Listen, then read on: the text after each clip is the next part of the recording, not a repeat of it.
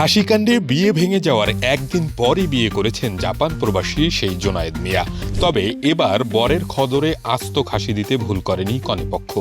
নেটিজেনরা মনে করছেন খাসি নিয়ে বিয়েতে তুলকালাম কাণ্ডের খবর নিশ্চয়ই নতুন কনেপক্ষের কানে পৌঁছেছিল।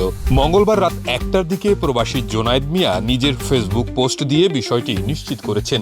পোস্টে তিনি লেখেন, আলহামদুলিল্লাহ, সব জল্পনা কল্পনার অবসান ঘটিয়ে অবশেষে বিবাহ সম্পন্ন হলো। মহান আল্লাহর কাছে শুকরিয়া আদায় করছি, সবার কাছে দোয়া ও শান্তিময় সুখী দাম্পত্য জীবনের কামনা করছি।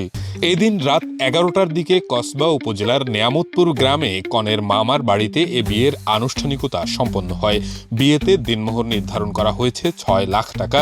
একটি ভিডিওতে দেখা যায় বরের থালায় আস্ত খাসি দেওয়া হয়েছে। নতুন কনে জান্নাত আক্তার আখাউড়ার নূরপুর গ্রামের জাহের মিয়ার মেয়ে। তিনি স্থানীয় একটি মহিলা কলেজের এইচএসসি দ্বিতীয় বর্ষের ছাত্রী।